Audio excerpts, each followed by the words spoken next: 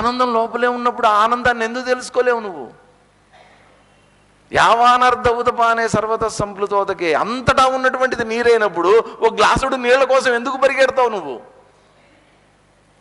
ఇది ఎట్లా ఉందంటే విష్ణుమూర్తి లక్ష్మీదేవి పొద్దున్నే పాల ప్యాకెట్ కోసం వెయిట్ చేసినట్టుంది. అవునా కదా? వాళ్ళకి పాలు కోదం ఏంటండి? పాల సముద్రంలో ఉండేటటువంటి వాడు పాల సముద్రం నాగరాజు గారు లాగా పాల సముద్రం వాళ్ళది. వాళ్ళకి లక్ష్మీదేవి లక్ష్మీ కొంచెం కాఫీ అన్నాడు అనుకోండి విష్ణుమూర్తి, డోంట్ వరీ, అంత ఈజీగా పాలు దొరికే వాళ్ళకి పాల ప్యాకెట్ల కోసం కొనుక్కోవాల్సింది కానీ వెయిట్ చేయాలని అవసరం ఏమైనా ఉందా వాళ్ళకి అసలు? కాబట్టి ఇంత ఆనందం మన లోపల పెట్టుకుని మన ఊరికినే వీటి చిన్న చిన్న వాటితోటి పాలు కాఫీలు పొంది వీటి ద్వారా ఆనందం పొందడం ఏంటయ్యా? ఈ కర్మకాండలు ఇవన్నీ చేసి స్వర్గాది సుఖాలు భోగాలు పొందడం ఏంటయ్యా? ఇంతకుముందు అంతా ఎందుకు చెప్పాల్సి వస్తుందంటే ఇదంతా కూడా అర్జునుడు మనకి పాపం చుట్టుకుంటుంది, నరకానికి పోతాం, ఇవన్నీ ఏవో చెప్పేశాడు పాపం తెలిసి తెలియక. ఇదంతా ఏంటి? భోగాలు ఐశ్వర్యాలు ఇవన్నీ వీటి కోసమే కదా మనం యుద్ధం చేస్తోంది. దీని నుంచి బయటికి లాగడం కోసం అని చెప్పి చెప్తున్నటువంటివి అన్నమాట. ఇక్కడ అసలైనటువంటి ఒక అద్భుతమైనటువంటి శ్లోకం తర్వాత శ్రీకృష్ణ పరమాత్మ చెప్పబోతున్నాడు. కర్మణ్యేవాధికారస్తే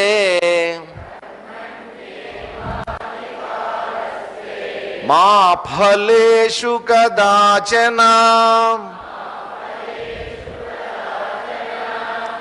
మా కర్మ ఫల హేతుర్భూః మా తే సంగోస్త్వ కర్మణి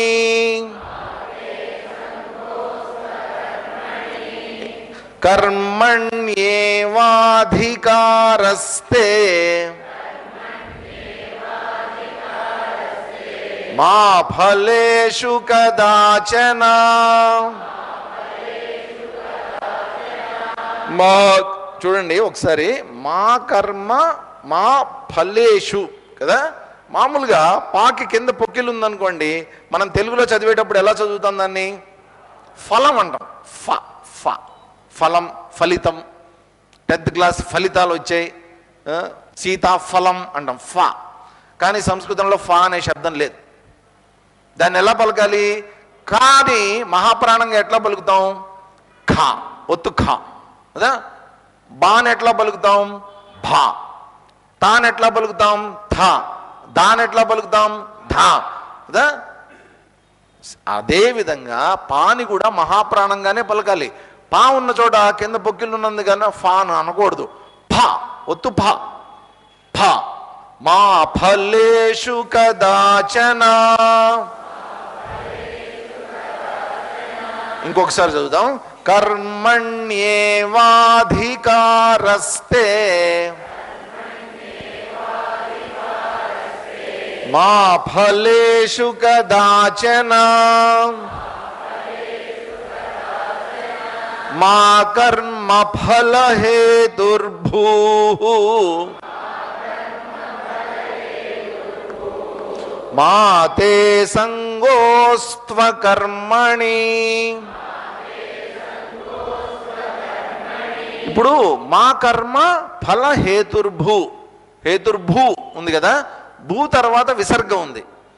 విసర్గ భూ అంటే ఉకారాంతంతో ఎండైంది. ఆ శబ్దం ఉకారాంతం, భూ ఊ ఉకారాంతంతో ఎండైంది. అయినప్పుడు అక్కడ విసర్గ ఉందనుకోండి, విసర్గను కూడా ఏ సౌండ్ తోటి ఎండ్ చేయాలి? హూ. మా కర్మ ఫల హేతుర్భూ. భూహా అనకూడదు. చాలా మందికి తెలియక ఏదో మామూలుగా అహా అంటాం కదా, కాబట్టి దీన్ని కూడా హా అని చదివేద్దాం అని అనుకుంటారు. ఓహో, ఇకారాంతంతో ఎండ్ అయితే హీ అని చదవాలి, ఉకారాంతంతో ఎండ్ అయినప్పుడు హూ అని చదవాలి దాన్ని. మా కర్మ ఫల హేతుర్భూః మా తే సంగోస్త్వ కర్మణి.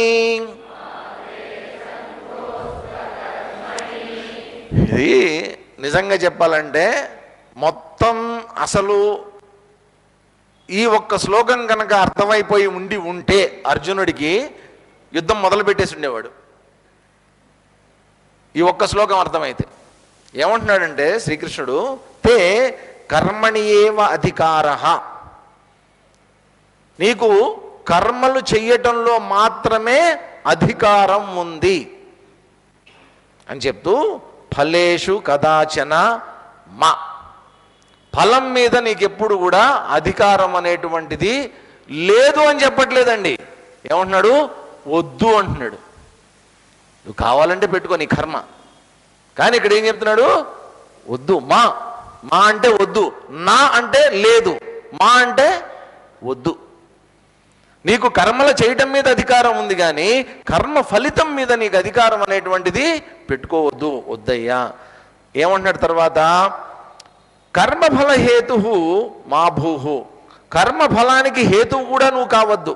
తే అకర్మణి సంగః మా అస్తు, నీకు అకర్మణి కర్మ చెయ్యకపోవటం మీద సంఘం ఏదైతే ఉందో అది వద్దు.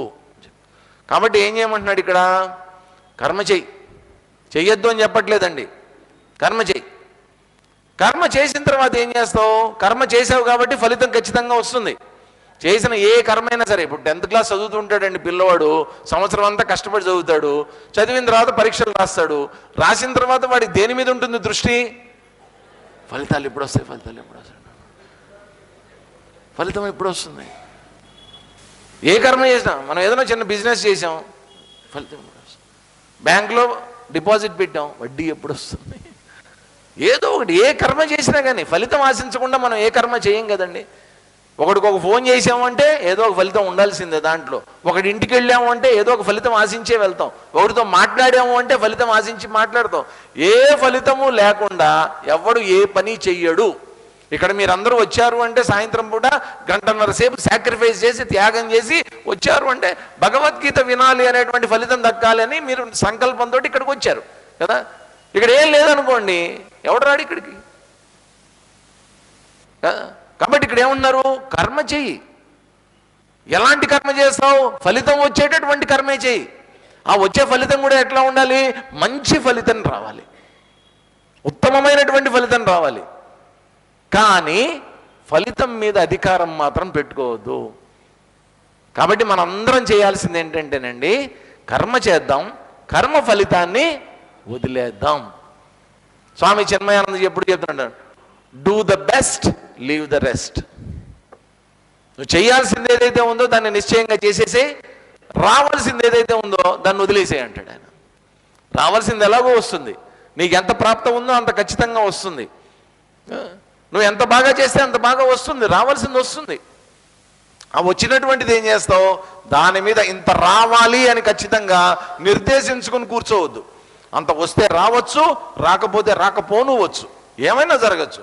మన ప్రాబ్లం అంతా ఎక్కడొస్తుందంటేనండి, కర్మ కంటే కూడా మానవుడు కర్మ ఫలితాన్ని ఎక్కువగా ఊహించుకుంటూ కూర్చుంటాడు. అక్కడ ప్రాబ్లం వస్తుంది. కర్మ ఫలితం కావాలంటాడు.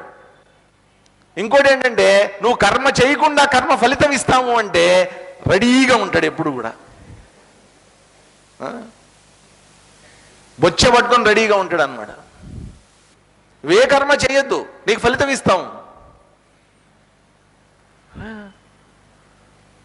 కాబట్టి కర్మ చేయమని చెప్తున్నాడు. ఎందుకని చెప్పాల్సి వస్తుంది ఇక్కడ ఈ శ్లోకం శ్రీకృష్ణుడు అంటే, అర్జునుడు కూడా ఏం చేస్తున్నాడంటే, చేసేటటువంటి యుద్ధం యొక్క ఫలితాన్ని బాగా ఎక్కువగా ఊహించేసుకుంటున్నాడు. ఎలా ఊహించుకున్నాడు? ఇంతకుముందు శ్లోకాలన్నీ మనం చదివాం. 1వ అధ్యాయం చదివాం, 2వ అధ్యాయంలో చదివాం.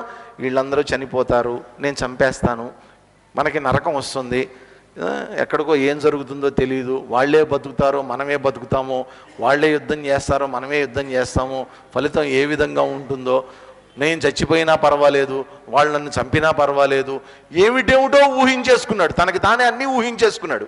ఊహించేసుకుని యుద్ధం యొక్క ఫలితం ఈ విధంగా ఉండొచ్చేమో అని చెప్పి ఊహించుకుని యుద్ధం చేయను అని అన్నాడు. అంటే ఏమవుతోంది? తను చెయ్యవలసినటువంటి కర్తవ్య కర్మ ఏదైతే ఉందో ఆ కర్తవ్య కర్మ నుంచి పారిపోదామని ప్రయత్నం చేస్తున్నాడు.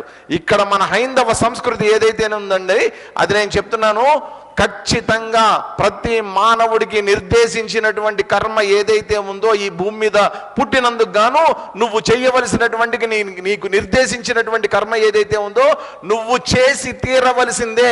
తప్పించుకుని పారిపోతానంటే మన ధర్మం, మన సనాతన ధర్మం ఒప్పుకోదు.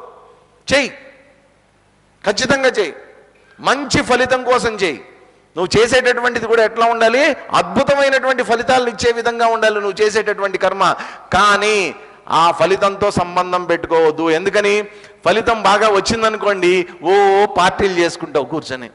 నువ్వు అనుకున్నటువంటి ఫలితం రాలేదనుకోండి, ఆత్మహత్యలు చేసుకుంటావు.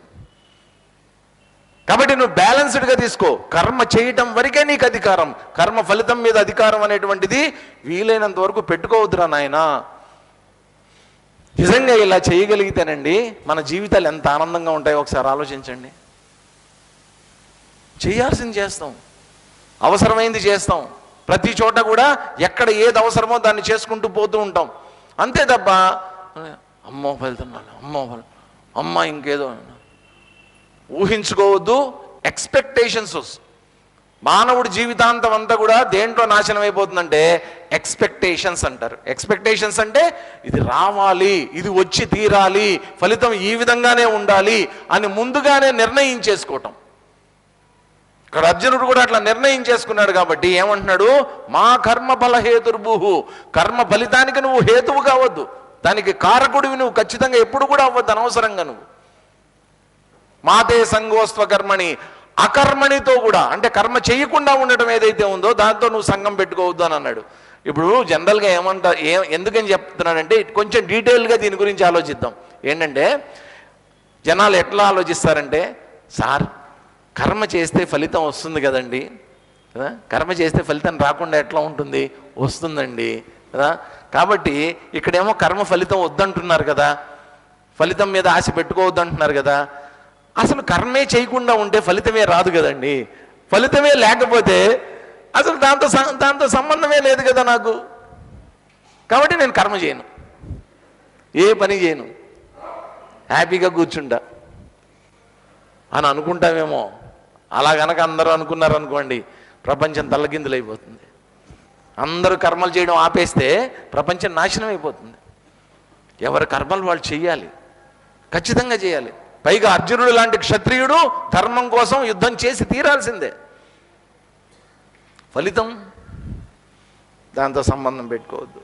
ఇది ఒక అద్భుతమైనటువంటి సందేశాత్మకమైనటువంటి, అంటే భగవద్గీత యొక్క వాస్తవంగా చెప్పాలంటే భగవద్గీత మొత్తానికి కూడా ఇలాంటి శ్లోకాలు ఒక 4-5 ఉన్నాయి.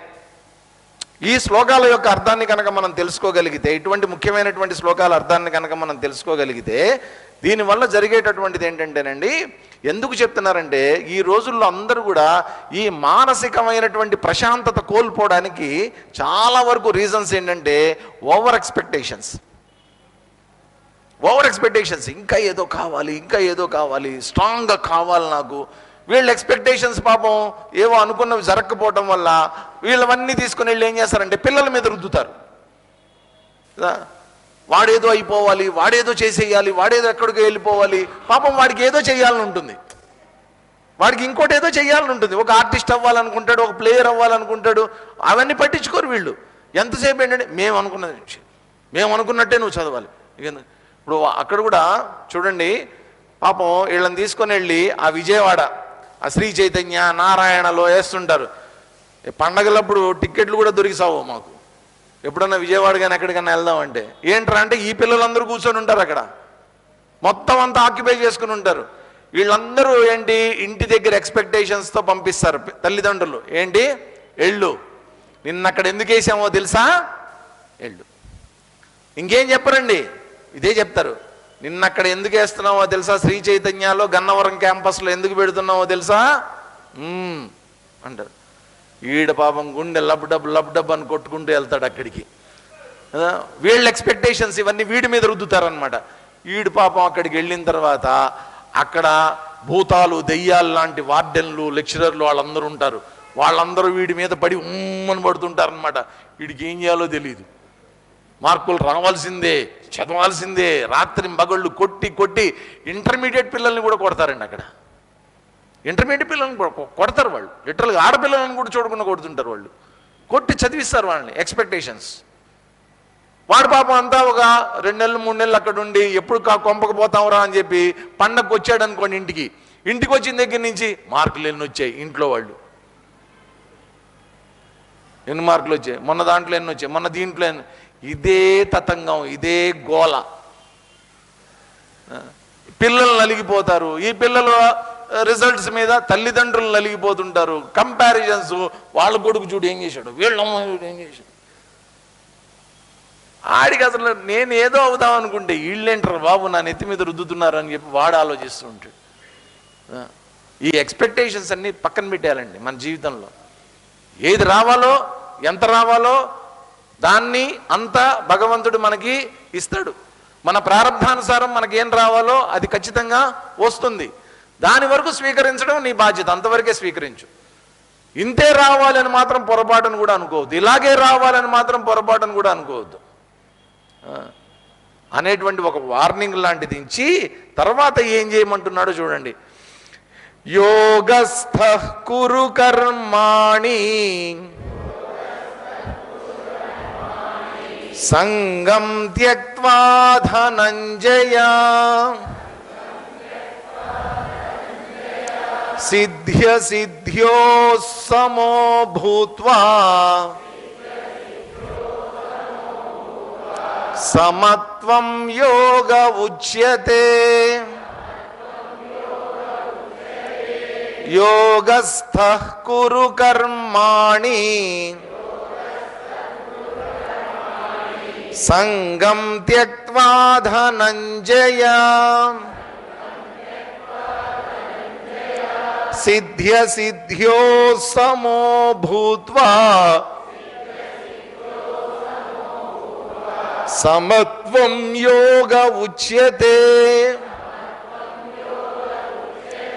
ధనంజయ, ఓ అర్జున, యోగస్థః సంగం త్యక్త్వా సిద్ధి అసిద్ధి సమః భూత్వా. ఎన్ని కండిషన్స్ పెట్టాడో చూడండి. ఏమన్నాడు? యోగస్థః, ముందు నువ్వు యోగంలో నిలబడు. యోగస్థ, స్థ అంటే దాని మీద ఆధారంగా ఉండటం అనమాట. ఇప్పుడు మీరందరూ ఏమున్నారు? కుర్చీస్థః. మీకు ఆధారంగా ఏముంది? కుర్చీస్థః, కుర్చీ మీద కూర్చున్నారు, కుర్చీ మీకు ఆధారంగా ఉంది. కాబట్టి ఇక్కడేమంటున్నాడు ఈయన? యోగస్థః. కింద కూర్చున్న వాళ్ళందరూ దేని మీద కూర్చున్నారు? మ్యాట్ మీద కూర్చున్నారు, మ్యాటస్థః. మీరు కుర్చీస్థః. ఈయనేమంటాడు? యోగస్థః. దేని మీద కూర్చోవాలి? యోగం మీద కూర్చో. యోగం మీద కూర్చోవడం ఏంటండి అంటే యోగాన్ని ఆచరించు అని చెప్పటం. యోగంలో ఉండి ఏం చేయాలి? సిద్ధి అసిద్ధి. సిద్ధి అంటే అనుకున్నది సాధించడం, అసిద్ధి అంటే అనుకున్నటువంటి ఫలితం రాకపోవడం. రెండిటిని కూడా సమోభూత్వ, రెండిటిని సమానంగా స్వీకరించి కర్మాణి కురు, కర్మలన్నీ చెయ్యి.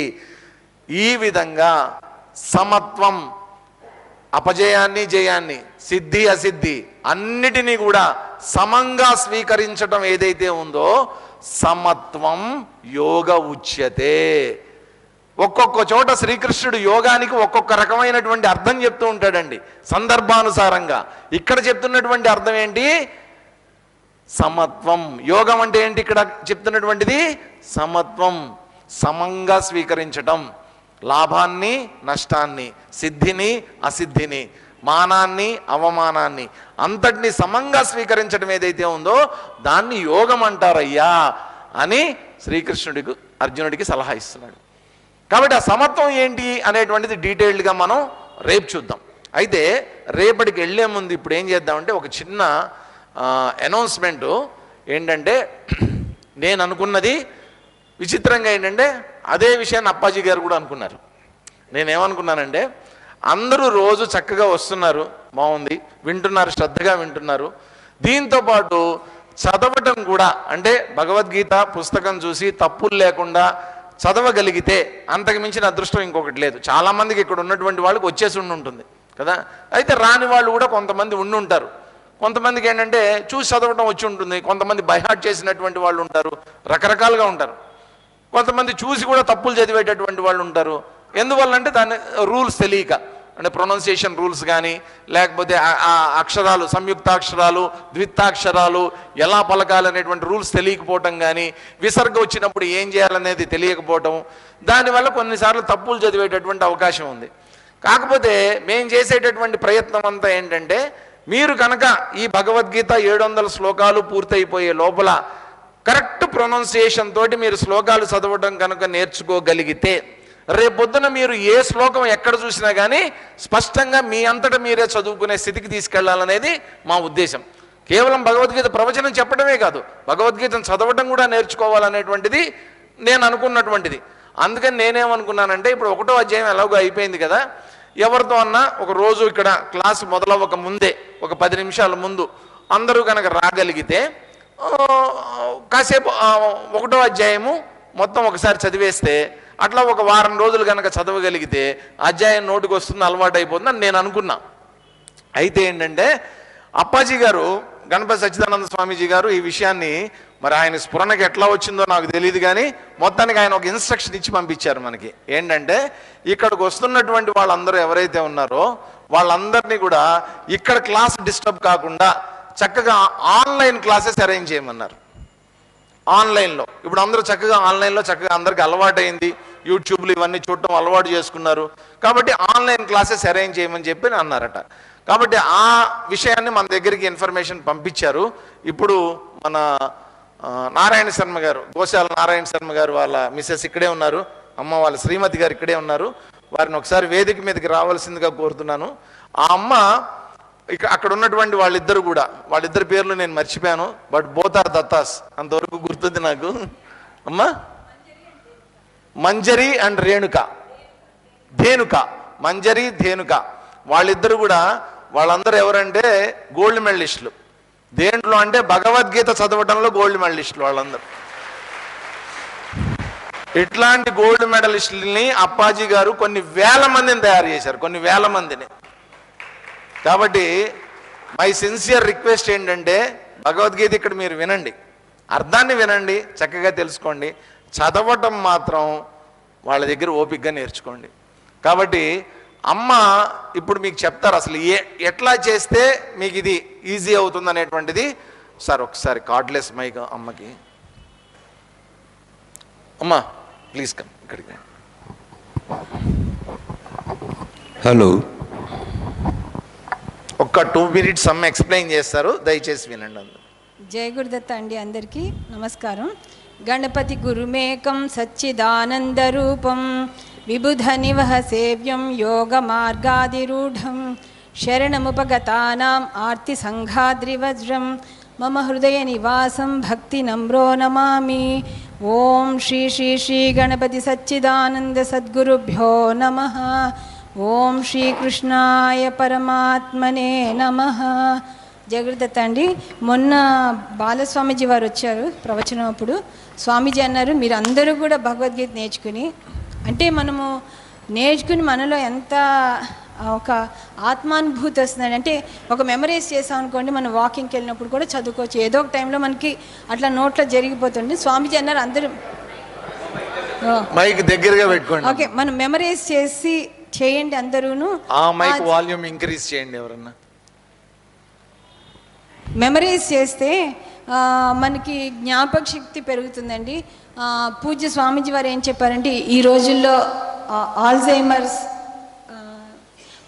పార్కిన్సన్స్ ఇవన్నీ రాకుండా పోతుంది. ఎందుకంటే కాన్స్టెంట్గా మనం మెమరీని, మన బ్రెయిన్ యూజ్ చేస్తూ ఉంటాం. కాబట్టి చాలా మటుకు చూస్తున్నాం కూడా అండి, పిల్లల్లో చదువు అంటే ఎక్కువగా చదువుకోని వాళ్ళు, అంటే చదువుకోని వాళ్ళని కాదు, ఎక్కువ మార్క్స్ రాకుండా నాకు రాదు అని పిల్లలందరూ 100 out of 100 మార్క్స్ తెచ్చుకుని చాలా ఎక్సెల్ చేస్తున్నారు. ఈ భగవద్గీతలో ఏంటంటే ప్రతి ఒక్క అక్షరం ఒక బీజాక్షరం.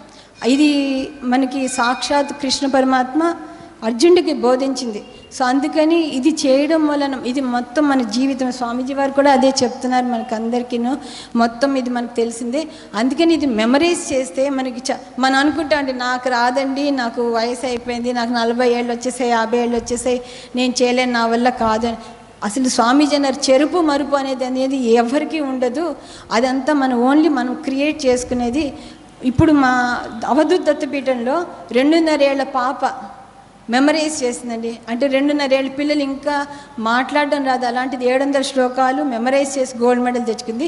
అట్లనే 90 ఏళ్ళ వాళ్ళు కూడా మెమరైజ్ చేసి గోల్డ్ మెడల్స్ తెచ్చుకున్నారు. సో మనం సంకల్పం చేస్తే సాధించిందంటే ఏముండదండి. మా క్లాసెస్ అన్నీ కూడా చక్కగా కండక్ట్ చేస్తాము. సో మనము ఒక ప్రకారంగా ఒక చక్కగా వెళ్తాం. ప్రతి ఒక్కళ్ళు కరెక్ట్గా ప్రొనౌన్సియేషన్ అయ్యేట్టుగాను, ఏ విధంగా పలకాలి, వేదం ప్రకారం ఎట్లాగ ప్రొనౌన్సియేషన్ చేయాలి అన్నీ నేర్పిస్తాము. సో మనకి గీతా మహత్యం కూడా అదే చెప్తుందండి. సాధ్యమైన మటుకు రోజు 18 అధ్యాయాలు చదవాలంటుంది. మనమేమనుకుంటాం, టైం లేదు, 18 అధ్యాయాలు ఎవరికి టైం ఉందని అనుకుంటాం మనం. పోనీ ఒక అధ్యాయమైనా చదవమని చెప్తుంది గీతా మహత్యం. టైం లేదు మనకి. 10 శ్లోకాలు చదవండి రోజు, టైం లేదంట. ఒక శ్లోకమైనా చదవంటే టైం లేదు. పోనీ గీతానికో పుణ్యం వస్తుందని అంటారు. అట్లాగా మనకి టైం ఉంది. మనం టైం మేనేజ్మెంట్ మనం చేసుకుంటే 24 గంటలు చాలా టైం ఉందండి. సో అందుకని మా క్లాసెస్ అన్నీ ఆన్లైన్ క్లాసెస్. ఓన్లీ ఒక్కటి ఏంటంటే టెలిగ్రామ్ యాప్ డౌన్లోడ్ చేసుకుంటే అందులో క్లాసెస్ కండక్ట్ చేస్తాము. ఇప్పుడు పిల్లలిద్దరూ కూడా ముగ్గురం కలిసి క్లాసెస్ కండక్ట్ చేస్తాము. నేను ఎంకరేజ్ చేసేది సాధ్యమైన మటుకు, స్వామీజీ అదే చెప్పారు, ఈరోజు పొద్దున్న మాట్లాడి మెమరైజ్ చేయడానికి ఎంకరేజ్ చేయాలని. అందరం చేయగలుగుతాండి. మేబీ అంటే చాలా రోజులు అయిపోయింది, ఇప్పుడు మనం మెమరైజ్ చేసి కదా, ఎప్పుడో చదువుకునే రోజుల్లో మెమరైజ్ చేసాము. మేబీ ఒక చాప్టర్కి కొంచెం కష్టపడతాం. దానికి కూడా ఒక స్వామీజీ చెప్పారు ఏ విధంగా చదువుకోవాలి, ఏ టైంలో. బ్రాహ్మీ ముహూర్తంలో లేచి చదువుకుంటే రానిదంటూ లేదన్నారండి. ఎవరి పిల్లలకి అని ఒక మ్యాథ్ సబ్జెక్ట్ కానీ, సైన్స్ కానీ, సోషల్ కానీ ఏది రాకపోతే నన్ను వచ్చి అడగండి, రానిదంటూ ఉండదు. నిజంగా అండి, అది నాకు అనుభవము. మనం డే టైంలో 2 గంటలు స్పెండ్ చేసింది మీరు బ్రాహ్మీ ముహూర్తంలో లేచి చదివితే అరగంటలో మొత్తం అన్నీ వచ్చేస్తాయండి, ఈజీగా వచ్చేస్తుంది. సో అందుకని కొంచెం మనము పెట్టుకుని చేస్తే వచ్చేస్తుంది. సో మనకి ఇవన్నీ ఫ్రీ ఆన్లైన్ క్లాసెస్ అండి. ఎవరు ఏం పే చేయక్కర్లేదు, క్లాసెస్ తీసుకుంటాము. సో ఎవరెవరికి ఇంట్రెస్ట్ ఉంది అంటే ఓన్లీ ఒక్క రిక్వెస్ట్ ఏంటంటే, ఇది మండే నుంచి సోమవారం నుంచి శుక్రవారం వరకు క్లాసెస్ ఉంటాయి. రోజుకి 1 గంట క్లాస్ ఉంటుంది. ఆ క్లాస్ టైంలో మొత్తం రెగ్యులర్గా లాగిన్ అయ్యి జాయిన్ అయితే చాలా అడ్వాంటేజ్ అండి. అంటే ఎందుకంటే క్లాస్లో ఒక 20 మంది ఉన్నారనుకోండి, ప్రతి ఒక్క వాళ్ళ చేత చదివిస్తాము. చదివించి ఈ 20 మంది చదివేలోగా మనకు ఆ శ్లోకం వచ్చేస్తుందండి. ఒక్కొక్క పాదం 3 సార్లు రిపీట్ చేస్తాం, ఒక లైన్ 3 సార్లు రిపీట్ చేస్తాం, రెండో లైన్ అంటే 2 పాదాలు ఉంటాయి, అది 3 సార్లు రిపీట్ చేస్తాం. మళ్ళీ మొత్తం శ్లోకం 7 సార్లు రిపీట్ చేస్తాం. అట్లాగా మొత్తం క్లాస్లో ఎంతమంది ఉన్నారు, కానీ ఆ 1 అవర్ మనం డెడికేటెడ్గా క్లాస్లో ఉంటే 100% గ్యారంటీగా వచ్చేస్తుందండి. అదే మనం అట్లా పెట్టేసుకుని వేరే పనులు చేసుకుంటూ ఉంటే ఫోకస్ చేయలేం కదా. అట్లానే మనం వింటుంటే 4 పనులు ఒకసారి జరుగుతుందండి. మనం వింటాము, మాట్లాడతాము, మన బ్రెయిన్ వర్క్ చేస్తుంది, కళ్ళు చూస్తుంటే. సో 4 రివిజన్లు అక్కడే అయిపోతాయి. అందుకని మీరు అందరూ మేము అంటే స్వామీజీ చెప్పింది దాంట్లో మీకు అందరికీ ఇంట్రెస్ట్ తీసుకుని అందరూ భగవద్గీత నేర్చుకుని, నిజంగా చెప్తున్నానండి, ఈరోజు భగవద్గీత నేర్చేసుకుని ఫ్లూయెంట్ రీడింగ్ అయినా చేయొచ్చు, అది కూడా నేర్పిస్తాం. కానీ మెమరైజ్ చేస్తే మీకు అడ్వాంటేజ్ ఏంటంటే, నా అనుభవం అండి, ఒక 4-5 అధ్యాయాలు చదివాక నేల మీద నడవాలని ఉండదండి, ఒక ఎనర్జీ వస్తుందండి, ఏదో తెలియదు నాకు. నేను ఇప్పుడు చాలా క్లాసులు తీసుకుంటాను, స్వామీజీ వారి దగ్గరికి వెళ్ళి చెప్పాను, స్వామీజీ ఇన్ని తీసుకున్నా కూడా ఇంకా కొత్త వాళ్ళు రావాలి, ఇంకా నేర్పించాలంటే సింపుల్ కాదమ్మా అది. అందులో ఉండే ఈ ఒక్కొక్క బీజాక్షరం పవర్ అట్లా ఉంటుంది అని చెప్పారు స్వామీజీ. చాలా బాగుంటుందండి, ఆరోగ్యం బాగుంటుంది అన్ని విధాలుగా. మనం ఇంట్లో చిన్న వాటికి గొడవ పడతాం కదండి, మీరే చూస్తారు కొన్ని రోజులు లేక అడ్జస్ట్మెంట్ మనకే వచ్చేస్తుంది. అనుకోని మనం వెళ్ళిపోతాం క్వైట్గా. నిజంగా అండి, నిజంగా చెప్తున్నాను, చాలా చాలా అనుభవాలు జరుగుతాయి. చాలా బాగుందండి భగవద్గీత. మీరు అందరు నేర్చుకోండి. క్లాసెస్ మేము మీకు ఇన్ఫార్మ్ చేస్తాం. మోస్ట్లీ ఒక 2-3 డిఫరెంట్ టైమింగ్స్ ఇద్దాం అనుకుంటున్నాం స్వామీజీ. ఎవరికి మీకు ఏ టైం వీలంటే ఆ టైం. కానీ ఓన్లీ థింగ్ అందరూ టెలిగ్రామ్ డౌన్లోడ్ చేసుకోవాలి. మీకు ఒకవేళ వీలు కాదు అంటే పిల్లలు హెల్ప్ చేస్తారు, మీకు టెలిగ్రామ్ డౌన్లోడ్ చేయడానికి హెల్ప్ చేస్తారు, క్లాసెస్లో లాగిన్ చేయడానికి. మీకేం ఫోన్ కాల్ అక్కర్లేదు, జస్ట్ జాయిన్ బటన్ వస్తుంది. ఇప్పుడు 7 o'clock క్లాస్ అంటే జాయిన్ బటన్ ఉంటుంది, అందులో జాయిన్ అయిపోవడం అంతే. సో మొత్తం 10 monthsలో ఈ కోర్స్ అయిపోతుందండి ఈజీగానే. మీరు అందరూ బాగా చేయగలుగుతారు. అందరూ అడ్వాంటేజ్ తీసుకుని జాయిన్ అవ్వమని రిక్వెస్ట్ చేస్తానండి. జై Gurudatta Swamiji. Thank you so much.